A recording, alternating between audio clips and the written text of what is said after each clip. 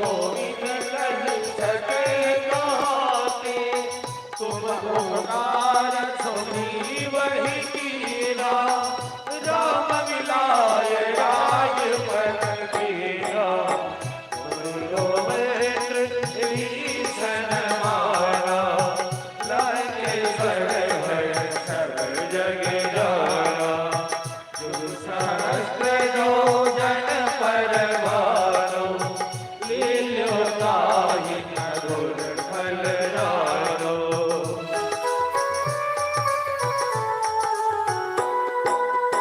प्रभोत्रिका मेरी मुख माही, जलधि लांघि गए अचरज नाहि। दुर्गम काज जगत के जेते, सुगम मनोरथ तुम रे तेरे। राम दुआरे तुम रखवारे, होत न आज्ञा बिनु पैसारे। सब सुख लहे तुम्हारी सरना, तुम रक्षक काहू को डरना।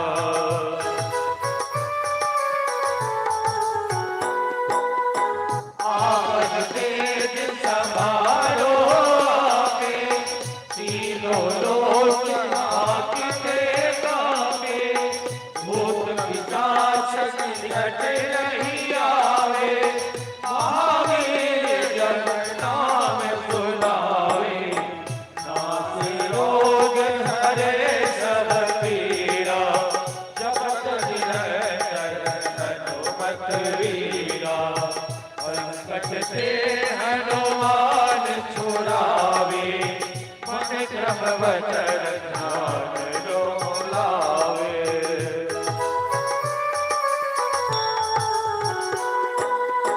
सब परिराम तपस्वी राजा, तिनके काज सकल तुम साजा। और मनोरथ जो कोई लाए, सोई अमित जीवन फल पावे। चारों जुग परताप तुम्हारा, है परवीर जगत उजियारा। साधु संत के तुम रखवारे, असुर निकटन राम दुलारे।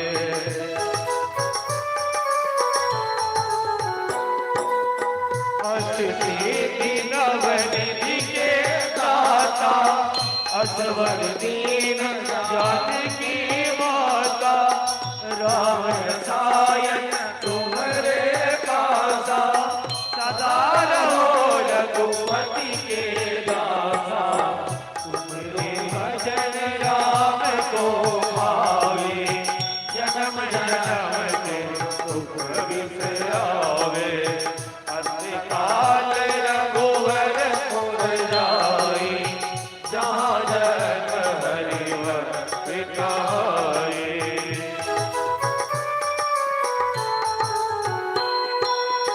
और देवता नेत्र धरई, हनुमत से सर्व सुख करई। संकट कटे मिटे सब पीरा, जो सुमिरे हनुमत बलवीरा। जय जय जय हनुमान गोसाई, कृपा करो गुरुदेव की नाई। जो सतबार पाठ कर कोई, छूटहि बरनि महा सुख होई।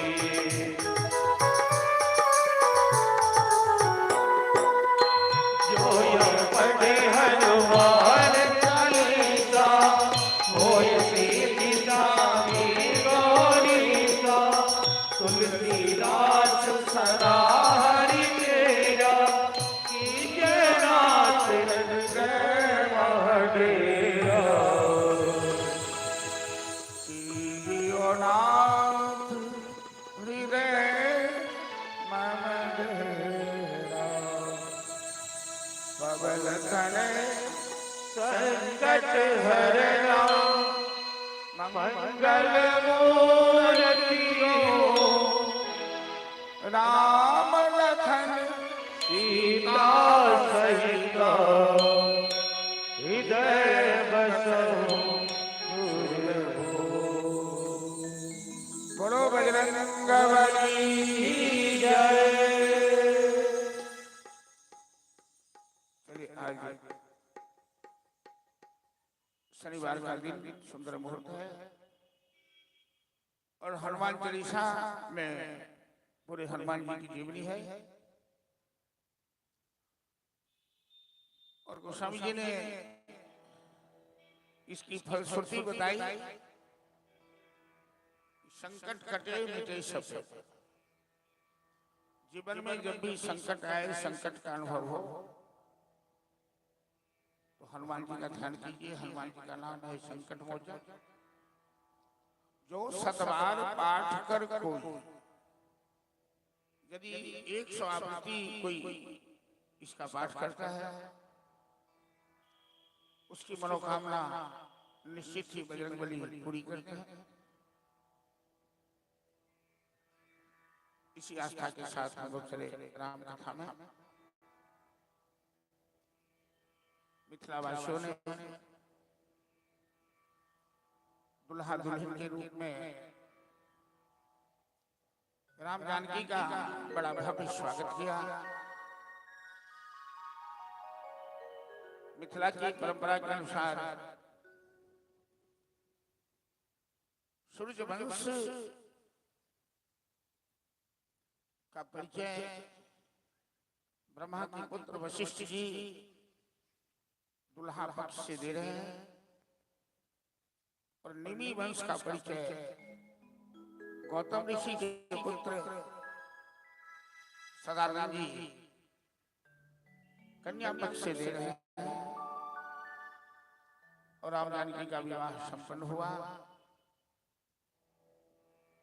कल मैं बताया था, चर्चा किया था कि धनतेरस के दिन बाराती मिथिला आ गई अयोध्या से। अघन शुक्ल पक्ष पंचमी तिथि के दिन राम जानकी का विवाह संपन्न किया गया है और वसंत पंचमी के पश्चात सरस्वती पूजा के पश्चात, क्योंकि वसंत पंचमी जानकी जी का भी जन्मदिन है, उसी दिन राजा जनक जी ने हल चलाया था और हल के स्पर्श से जानकी घरा में प्रकट हुई थी। सरस्वती का भी जन्मदिन माना जाता है और उस दिन से लोग रंग अबीर होली खेलना शुरू करते हैं, होलिका दहन तक। बसंत पंचमी के पश्चात राम जानकी की विदाई की गई। अब विदाई की बेला आई है। जब जब दशरथ जी जनकपुर से प्रस्थान करना चाहते हैं अयोध्या के लिए, जनक जी की आंख में आंसू आए। मिथिला नरेश जनक जी कोई साधारण राजा तो है नहीं। गीता में राजाओं में एक ही राजा की चर्चा भगवान कृष्ण ने की है, जनक जी की। कर्म नहीं वही संसिद्धि आस्थितः जनकादय। तो जनक ज्ञानियों में शिरोमणि है। दशरथ जी के समधी जरूर है,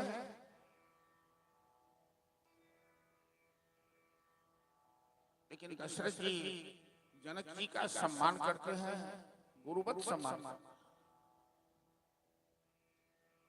और जनक जी की आंख में आंसू, जिन जनक जी को संसारिक किसी विषयों में आसक्ति नहीं है, ममता नहीं है, ऐसे वीतराग बैरागी पुरुष की आंख में आंसू आ जाए तो दशरथ जी को बड़ा कष्ट होता है। और दशरथ जी ने कह दिया कि मिथिला नरेश, अब हम जाने का इरादा ही बदल देते। जब आप कहेंगे तभी हम लोग मिथिला से प्रस्थान करेंगे।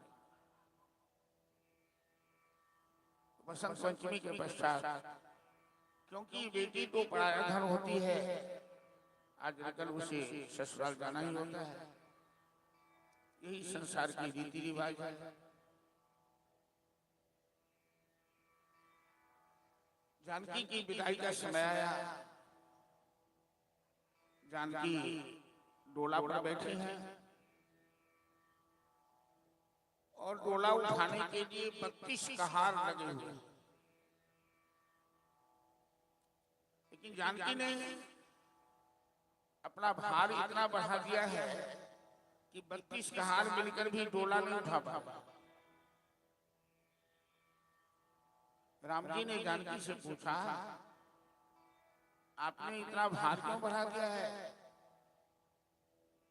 क्या मिथिला से जाने का विचार नहीं है? जानकी कहती है कि जाना तो पड़ेगा, लेकिन जाने से पहले हम मिथिला वासियों को वरदान देना चाहते हैं।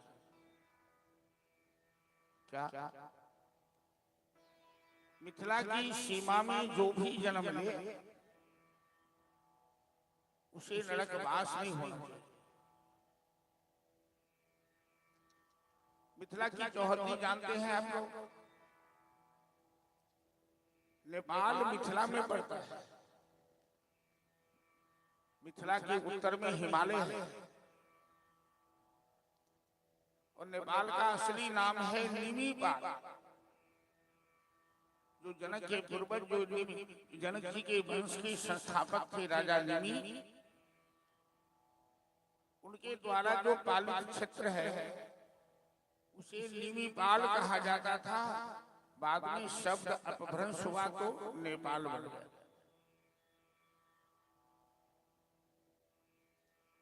उत्तर में हिमालय, दक्षिण में गंगा, पश्चिम में गंडकी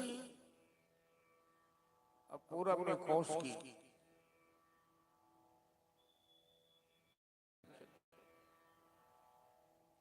परमात्मा जीवात्मा से यही कहते हैं कि भामिनी सुनते सुंदर बाता, मानहु एक भगत करना। जीवात्मा और परमात्मा के बीच किसी न किसी तरह का संबंध तो है ही। जरूरत है संबंध स्मरण करने की। तो मिथिला वासियों का तो सहज सौभाग्य होता है, ये सहज भाव है कि मिथिला के नाता से राम जी बहनोई लगते हैं और जानकी हमारी बहन लगती है।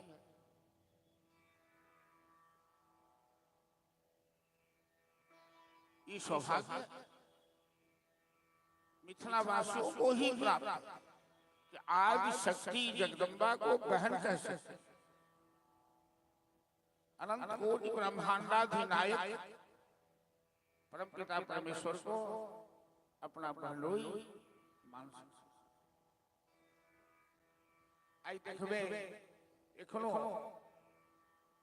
गांव घर में चौर चाचर में महिष के पीठ पर चरवाह, हर जोतने वाला हरवाह, खुदाई चलावे वाला खुदरवाह,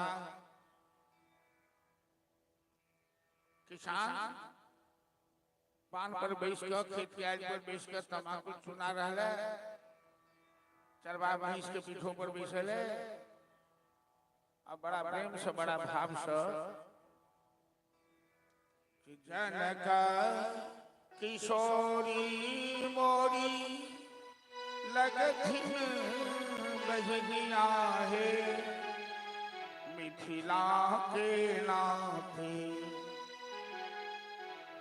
राम जी पहुनमा लगथिन मोर, हे मिथिला के नाथे।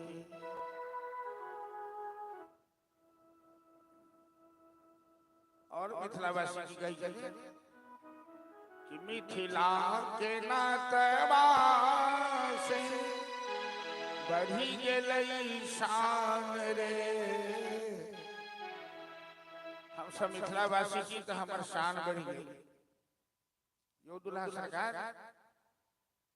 हमरा न चाही पहुन जोक जप ध्यान रे। हमरा त चाहियो पहुन आहा सनक मेहमान यो। हमरा न चाहियो पहुन धनुष और बाण यो। धनुषधारी राम की जरूरत नहीं है मिथिला में। कौन राम की जरूरत है यहाँ? दुल्हा सरकार। हमरा त चाहियो पहुन मंद मुस्कान यो। मिथिला के नाथ वास। इसी भाव को मिथिला का दिव्य भाव। और यदि ये भाव आ गया, आज भी मिथिला में बहुत सारे संत हैं कि दुल्हा दुल्हन के रूप में राम जानकी को कोहबर में ही मानते हैं और ये भाव अपने दिल में बसा ले। और संपूर्ण मिथिलानी के मन में एक ही भाव है। सभी दुल्हा सरकार से आग्रह कर रही है कि एक भजन मगही भाषा, गंगा के उस पार की भाषा को मगही भाषा कहते हैं। तो मिथिलानी सब कहती है ए पहुना, ये अपन सब के मिथिला के भाषा नहीं से। ए पहुना मिथिले में रहू ना। राम जी के लोभ नहीं छथिन मिथिलानी से। जो मिथिला में रहा तो तेल उपकरण लगा मालिश कर अहाँ जे कारी सी से गोड़ बना सुंदर सुंदर तरुआ तरकारी खिला गंगा कमला में नाव पर बैसा के झिझरी खेला। ई सौभाग्य मिथिलावासी के। ए पहुना ए मिथिले में रहो।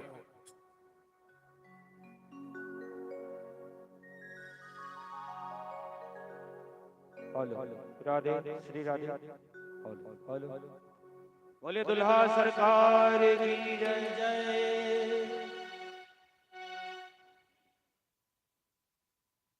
राधे श्री राधे।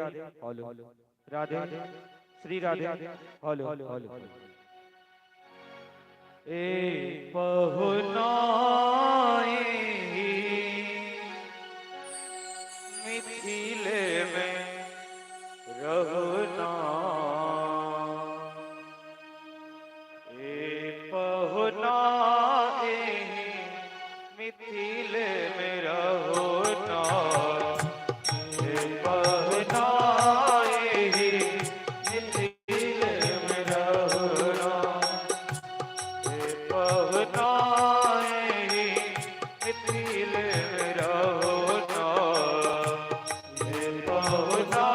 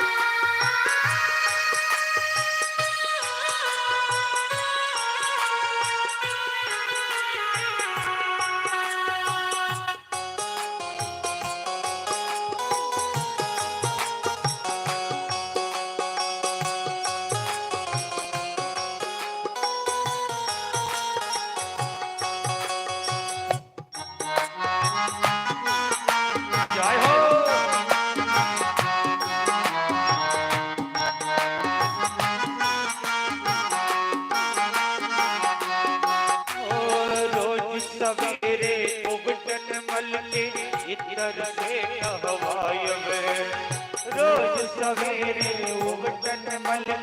भीतर एक महीना के भीतर करिया से गोरी बनायब।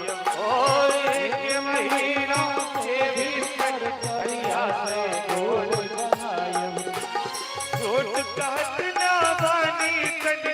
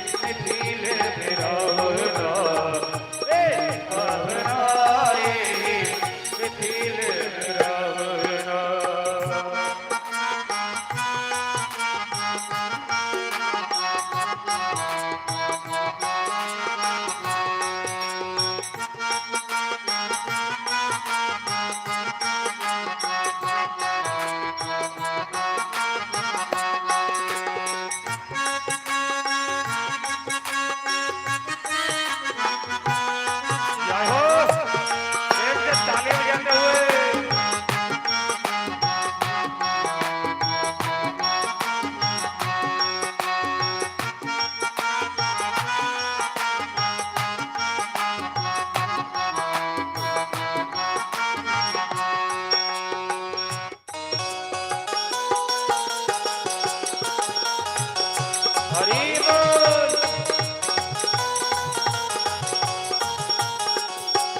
ओ हमरे निहोरा रघुनंदन से माने या ना माने, हमरे निहोरा रघुनंदन से माने या ना माने। पर ससुरारी के नाते प्रताप को अपन जाने, ओ पर ससुरारी के नाते प्रताप को अपन जाने। या मिथिले में रह जइयो या ओ, या मिथिले में रह जइयो या संग अपने रख ले हो ना। ए पहुना ए मिथिले में रहो, ए पहुना ए मिथिले में रहो। चौन सुखवा ससुरारी में, चौन सुखवा ससुरारी में, चौन सुखवा कहोना। ए पहुना ए मिथिले में रहो ना, ए पहुना ए मिथिले में रहो ना, ए पहुना ए मिथिले में रहो ना, ए पहुना ए मिथिले में रहो ना। बोल मुखलाधारी जय।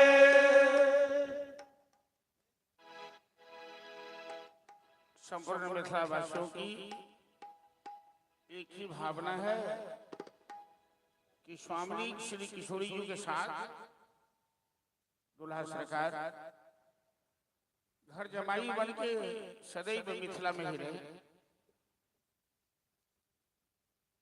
हम लोग मिथिला की पावन धरती को प्रणाम करते हुए कथा को आगे बढ़ाते हैं। लेकिन राम जी के मिथिला त्यागने से पहले मिथिला की जो भावना है, जो भाव है, उसे व्यक्त करना जरूरी है।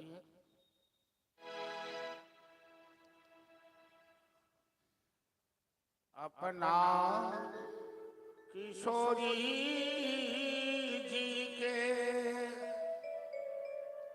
टहल बजे बई है, हम मिथिले में रह गई। मिथिले में रह गए, किशोरी जी के टहल करवर सेवा कर। अपना किशोरी जी के टहल बजे बई है, मिथिले में रह गई। हमरा में चाही सुख आराम, मिथिले में रह गई। हमरा में चाही सुख आराम, मिथिले में रह गई। हमरा में चाही सुख आराम, मिथिले में रह गई। हमरा रे जाई सुख आराम, मिथिले में रह गई। अपना किशोरी जी के टहल अरे गई रे, मिथिले में रह गई। अपना किशोरी जी के टहल अरे गई रे, मिथिले में रह गई। हमरा ने चाही सुख आराम, मिथिले में रह गई। हमरा ने चाही सुख आराम, मिथिले में रह गई।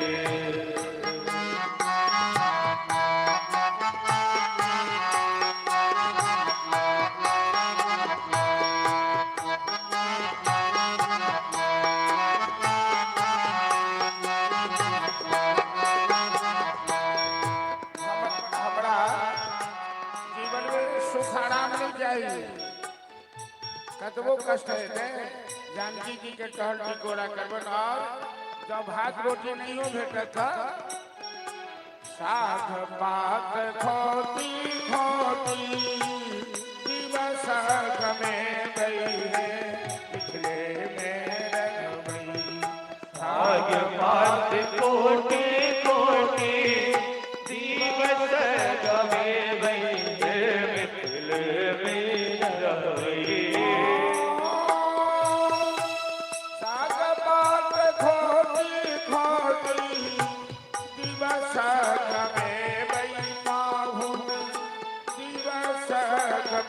गई है पिछले में रह गई सिया सिया कह ताली बजा दो सिया सिया रवैया ढोया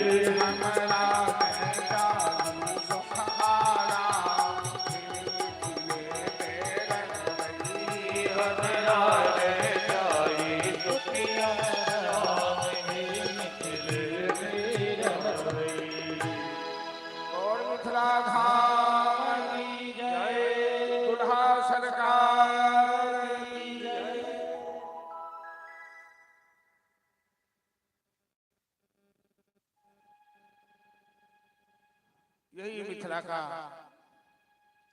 पावन दिव्य भाव अपने दिल में हमेशा बसा के रखना है कि मिथिला के नाते आज शक्ति जगदम्बा हमारी बहन लगेगी, प्रभु राम हमारे बहन लगेंगे। अब राम जानकी की विदाई की गई, अयोध्या पहुंचे। अयोध्या वासियों ने दीपमाला सजाकर,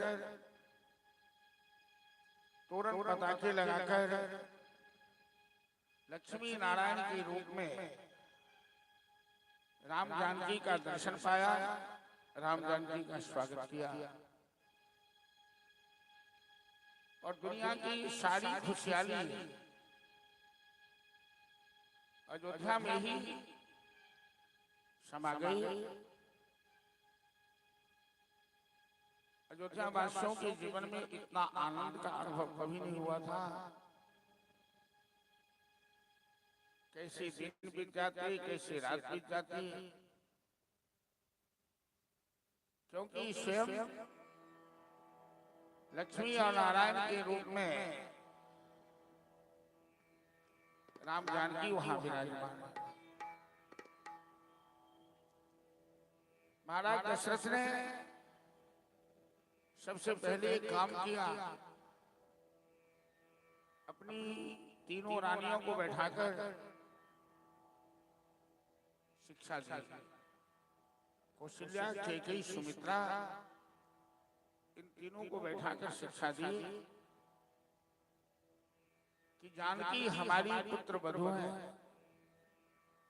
जानकी साक्षात लक्ष्मी है।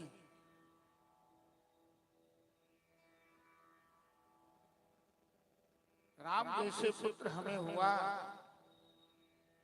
ये भी हमारे लिए परम सौभाग्य की बात है। जानकी को ससुराल में सास ससुर की ओर से, अर्जन परिजन की ओर से इतना प्रेम,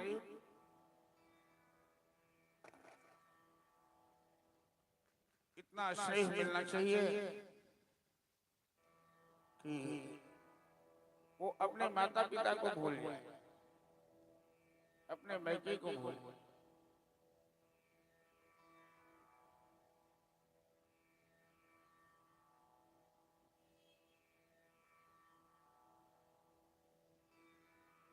और महाराज दशरथ केवल तीनों रानियों को ही शिक्षा नहीं दे रहे,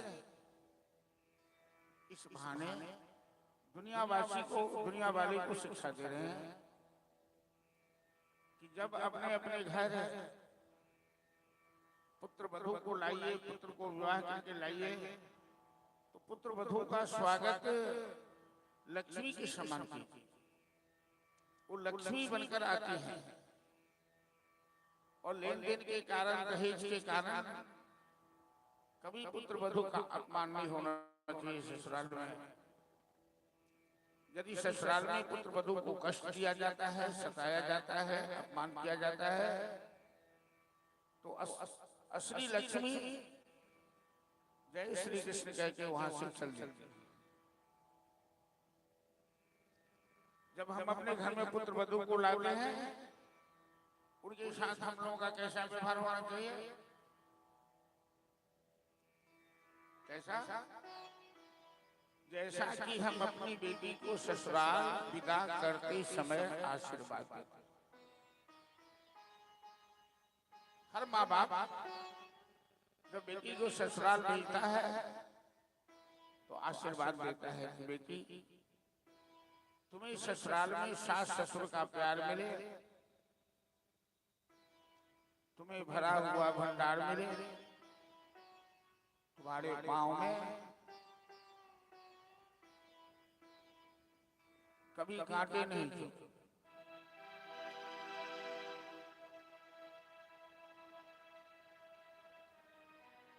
चलिए भक्तिनी जी हमारे मंच पर बैठे पंडित सारे कलाकारों को गमछा कुछ दक्षिणा देकर स्वागत करें।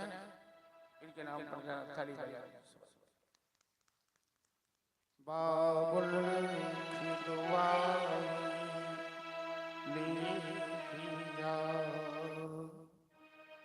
जा तुझको सुखी संसार में, बाबुल की दुआएं ले लिया जा तुझको सुखी संसार मिले। कहते कि कभी ना याद आए ससुराल में ना प्यार मिले। कहते कि कभी ना याद आए ससुराल में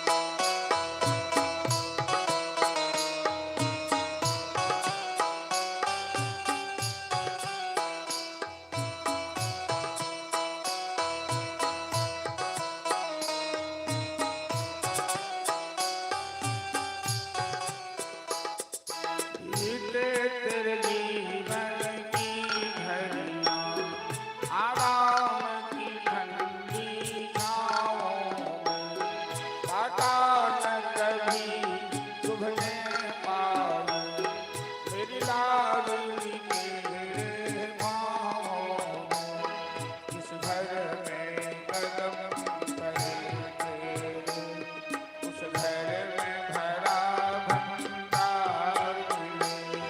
वही कभी ना याद आए, ससुराल में तेरा प्यार मिले।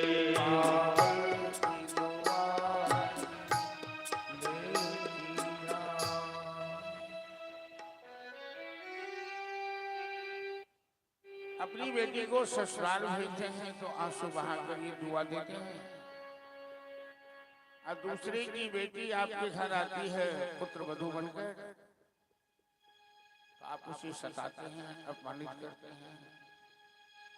यदि गरीब की बेटी है, उनके माँ बाप ने आपको खूब दहेज नहीं दिया, रुपया पैसा नहीं दिया, वॉशिंग मशीन नहीं दिया, फ्रिज नहीं दिया, टीवी नहीं दिया,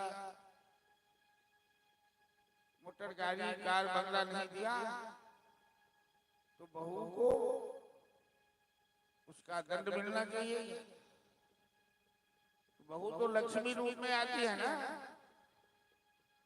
और असली इस लक्ष्मी का अपमान करोगे तो असली लक्ष्मी तो कहेगी जय श्री कृष्णा, मैं तो चली।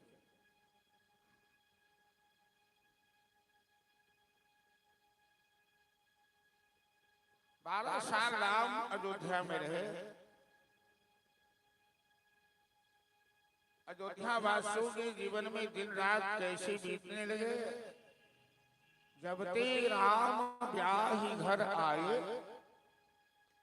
नीति नव मंगल मोद बधाए, भुवन चारि दश बोदर भारी, सुकृत मेघ बरसहि सुख। अयोध्या वासियों के दिन कैसे बीते, रात कैसे बीती, ये पता ही नहीं लगता। महाराज दशरथ के मन में हमेशा आशंका बनी रहती है कि विधाता ने बुढ़ापा में तो हमें पुत्र दिया, 60,000 वर्ष की उम्र थी दशरथ की, तब पुत्र हुआ। बुढ़ापा में पुत्र दिया, चारों पुत्र एक से एक त्रिभुवन विजयी है, तीनों लोग को जीतने की क्षमता रखता है। पुत्र वधू जानकी साक्षात लक्ष्मी है।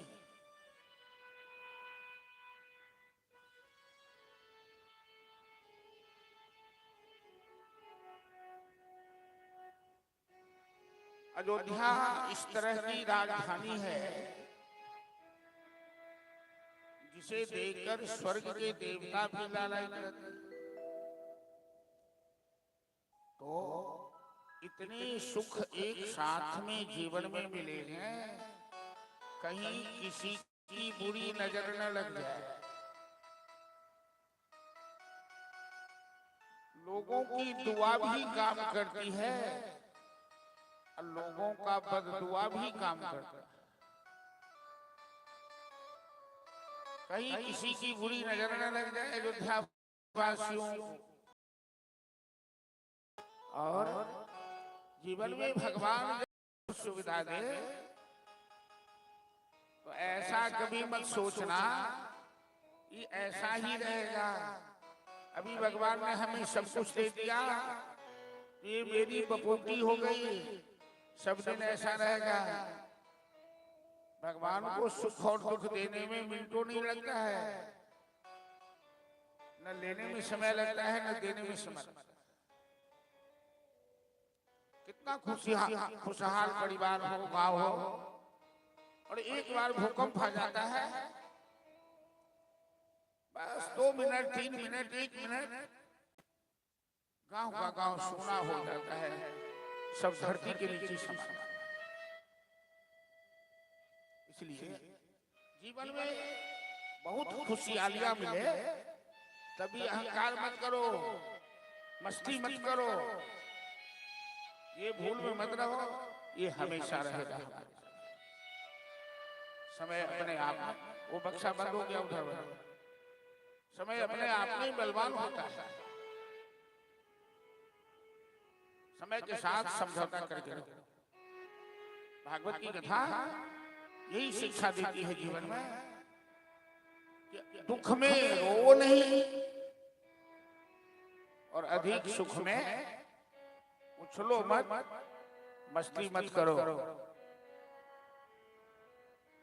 दशरथ जी चालू करो, बंद चालू नहीं हुआ है। दशरथ जी दीवार में लगे हुए दर्पण में ऐना में अपना स्वरूप देखा, बाल पकने लगे, दाढ़ियां पकने लगी, बुढ़ापे का लक्षण आ गया है। ये बाल दाढ़ी पकड़, कमर झुककर, चमड़ी लटककर लोगों को सावधान करती है कि अब तेरे बुढ़ापा आ गए हैं, दुनियादारी कम कर, दुनियादारी का भार अपने बाल बच्चों पर सो। वो बड़ी बड़ी चाबी का गुच्छा जो कमर में लटका के रखते हो हमेशा, वो बहू बेटी को सौंप दो चाबी की गुच्छा और भगवान के भजन में लग जा। नहीं तो राम नाम सत्य होने का समय आ गया है। केस पकड़, आदमी कितना चालाक है, केस पकता है तो केस रंगा लेता है, दांत टूटता है तो दांत बनवा लेता है। भगवान कहते हैं कि कमर तोड़ देते हैं, चलो कमर झुक गई, चमड़ी लटक गई। जब जवानी रहती है तो लोग इस चमड़े पे कितना स्नो पाउडर लेपता है, और जब बुढ़ापा आ जाता है चमड़ी लटक जाती है तो किसी लटके हुए चमड़ी वाले को देखें कि इस पर स्नो पाउडर लगाते हुए, तो हजाम की दाढ़ी बनाता है तो ठीक से छुरा नहीं चलता है, ऐसा गाल चौकट जाता है, चमड़ी लटक जाता है। ये बक्सा चालू है रे। Hello hello hello hello.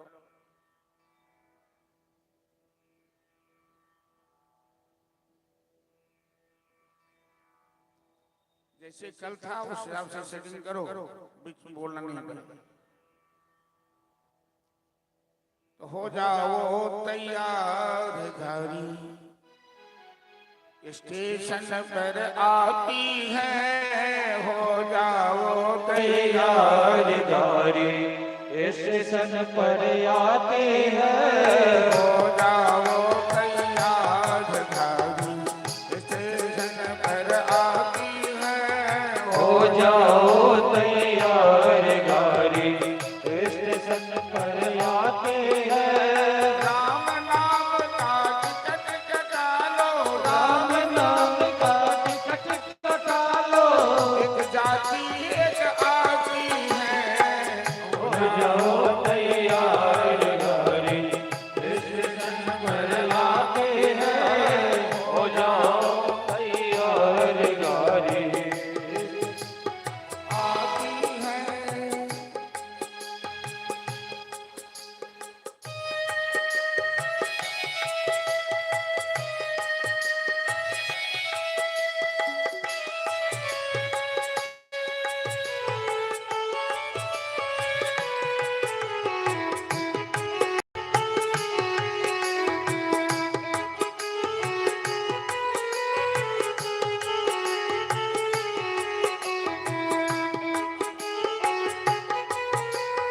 हाथ टूटे तेरे केस फके और चमड़ी लटकी जाती है, दांत टूटे तेरे केस पके और चमड़ी लटकी जाती है।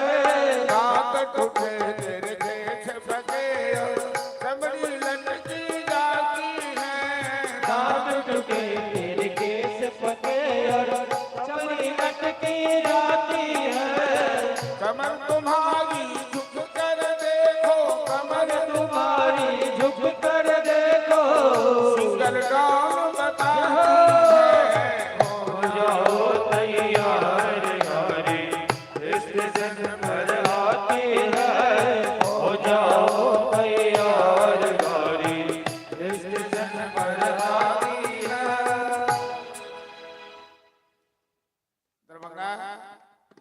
तो बगल में है,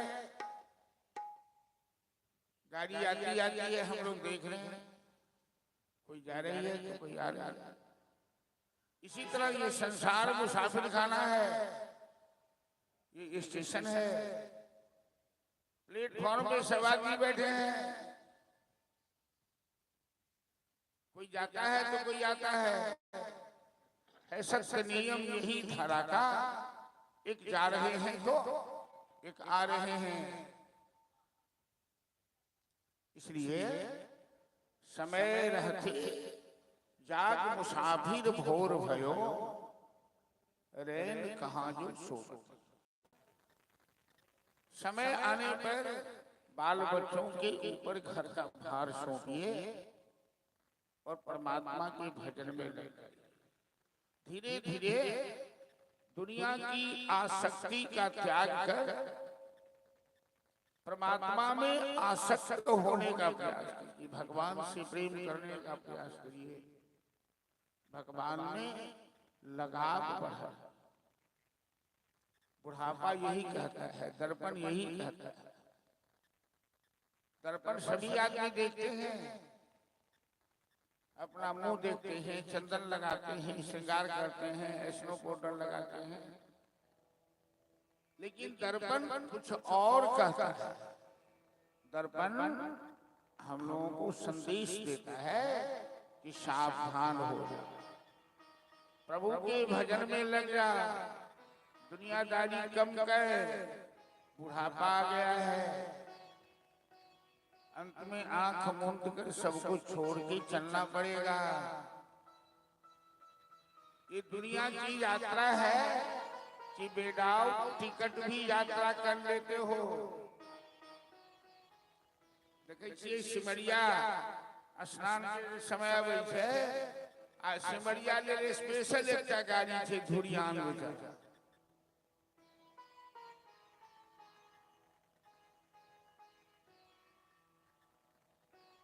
हम सब जिंदगी में कई बेर धुरियान पर चढ़ जाइत रही, लखीसराय तरफ भागवत कथा कर आ कान पकड़ना, वही दिन से फिर धुरियान के तरफ तकबो नहीं, चुटी ससुर के जगह नहीं, खाली गंगा नहावा।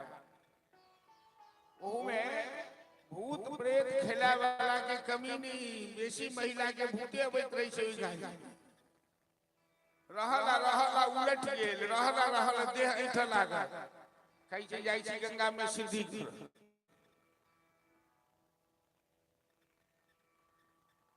क्या महिला के तो हम देखलिए जे ओई में तो टीटी टोरे नहीं जाई छै टिकट चेक करो, लेकिन दोसर गाड़ी में देखलिए बूढ़ी माँ टिकट, तो बूढ़ी माँ के हम ढीठ से बूढ़ी माँ कह चलती टीटी के तोरा बाप के गाड़ी छौ जे टिकट लेबो, सरकार के गाड़ी छै जाई छी।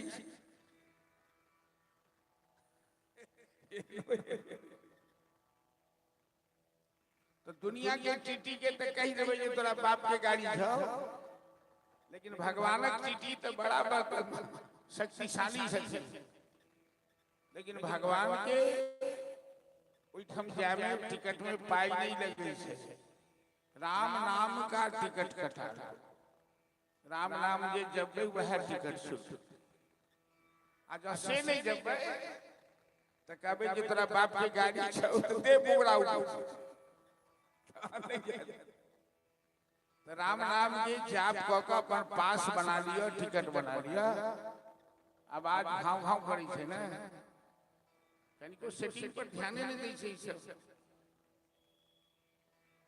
काली जेहन साफ रहे एको बेर बजलिए की आ सब उमर का गप सब छोड़ के उमर ध्यान दो, पहले बजट ठीक करो।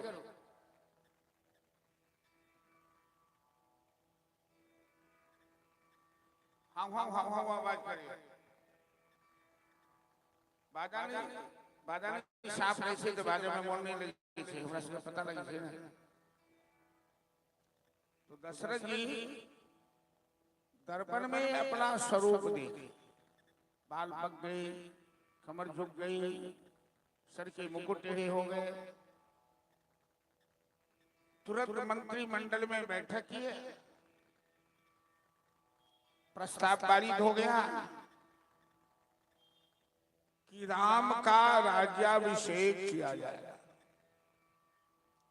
जिस अयोध्या के सिंहासन पर महाराज दशरथ विराजमान है, उस सिंहासन पर राम जी को बैठाया है। अब ठीक है ना, लेकिन पहले नहीं न था।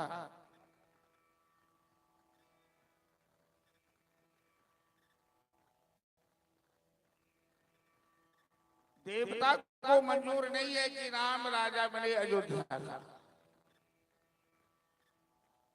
देवता चाहते हैं कि राम पहले वनवासी बने। वनवासी क्यों? जब तक राम वनवासी नहीं बनेंगे तब तक रावण को नहीं मार सकते, रावण का अंत नहीं कर सकते। और रावण जब तक जिंदा है राम राज्य की स्थापना नहीं हो सकती है। दुनिया में शांति व्यवस्था कायम नहीं हो सकती। देवताओं ने षड्यंत्र किया, सरस्वती को भेजा अयोध्या में की गई और मंथरा की जिह्वा पर बैठ जाने के लिए। विघ्नेश्वरी देवी